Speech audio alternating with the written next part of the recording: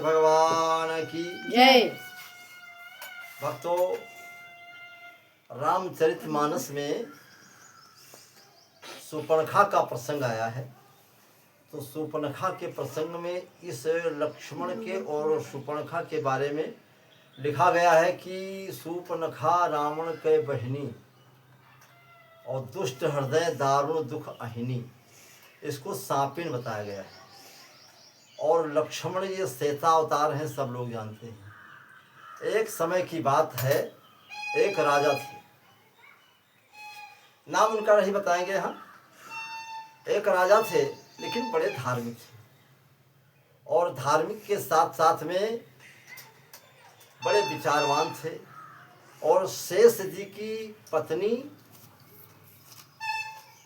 जिसका बड़ा प्रेम करती थी पत्नी अपने शेष जी से, नाम उसका भी यहाँ नहीं लेना है। संजोग की बात है कि राजा और शेष जी में बड़ी मित्रता थी। राजा जी से और शेष जी से बड़ी मित्रता थी। शेष जी एक बार चले गए तपस्या करने के लिए। तो जब शेष जी तपस्या करने चले गए तो तपस्या करने में उनके भाई काफी समय लग गया। यहाँ शेष जी की जो पत्नी थी वो अपने घर पर थी। जब शेष जी बहुत दिन नहीं आए तो उसने एक नाग को बुला करके उससे अपना संबंध बना लिया। और जब संबंध बना लिया दूसरे राजा से, तो धीरे धीरे एक दिन की बात है कि राजा साहब शेष जी के मकान के पास होकर के निकले। तो घर में कुछ बातचीत की बात चल रही थी, सुनाई पड़ी। तो राजा ने विचार किया कि जब शेष जी है नहीं तो घर में बातचीत किससे चल रही है। जाके पहुंचे तो देखा कि एक वहां नाग था जो डर के मारे भाग गया। और जो नागिन थी शेष जी की, उसको राजा ने 3-4 कोड़े लगाए, और कोड़े लगा करके उसके शरीर पर कोड़े के निशान बन गए। और राजा साहब वापस चले गए। अब जब शेष जी वापस आए तो नागिन ने शिकायत की कि जो राजा से तुम्हारा मित्रता रहा है, वो राजा आ रहा है, हमसे दुर्व्यवहार करे का थे, हम दुर्व्यवहार वहां नहीं तैयार भें, तो हमारे यहाँ कोड़ा कोड़ा मारी, उल्टी गंगा बहाने लगी। लेकिन शेष जी बड़े होशियार थे, उन्होंने सोचा कि राजा हमारा मित्र है, वो कभी गड़बड़ नहीं करता है, और जब वो गड़बड़ नहीं करता तो ऐसा कर नहीं सकता, ये झूठ बोलती। तो शेष जी एक नन्हे मुन्ने सांप का रूप धारण किया। सांप का रूप धारण करके राजा के ड्योढ़ी पे जाके बैठ गए।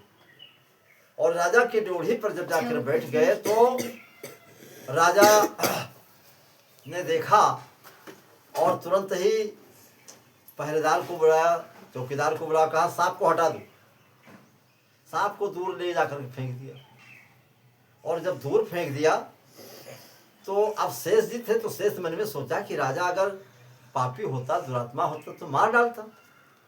और इसके बाद दूसरे दिन सांप फिर पहुंचा, जहां राजा शौचालय में जाते थे वहां जाके पहुंच गया। और वहां पहुंचे तो वहां भी पहरेदारों के द्वारा राजा ने उसको हटवा दिया।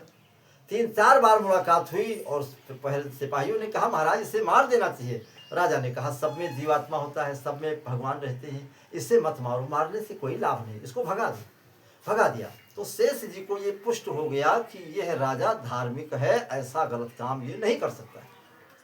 बस उसने अपना तय किया कि आज जाकर के, और राजा से जब पूछा तो राजा ने बता दिया कि ऐसी ऐसी हाल तुम्हारे घर पर थी, तो हम पहुंचे, हमने कोड़ा मारा है, तुम्हारे नागिन के देह के ऊपर कोड़े के निशान हैं।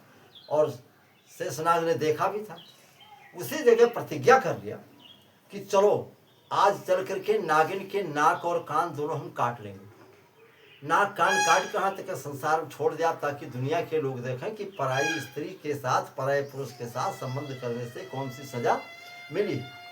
संजोग की बात कि नागिन अपने आप वहां मन में सब समझ गई, जान गई कि हमारे साथ ऐसा होने वाला है। तो जब तक कि शेषनाग जी वहां पहुंचे तब तक कि उसने अपने शरीर में आग लगा करके जल गई। और जब नाग पहुंचे, जल गई, तो अब संजोग की बात समझे बात को, वही दूसरे जन्म में वो नागिन शूर्पणखा बनी। और शेष जी लक्ष्मण बने। तो रामावतार में शेष और लक्ष्मण और भगवान राम और शूर्पणखा वो नागिन बनी। तो लक्ष्मण ने उस समय कहा था कि मिलके हम नाक कान काट लेबे।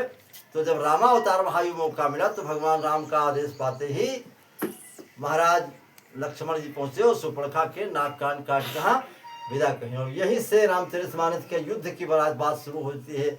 यहाँ से पहुंची खरदूषण के पास, खरदूषण को मिटा दिया और रावण के पास पहुंचे, रावण को परिवार को सब कुछ सत्यानाश कर दिया। ऐसे शेषनाग जी हैं।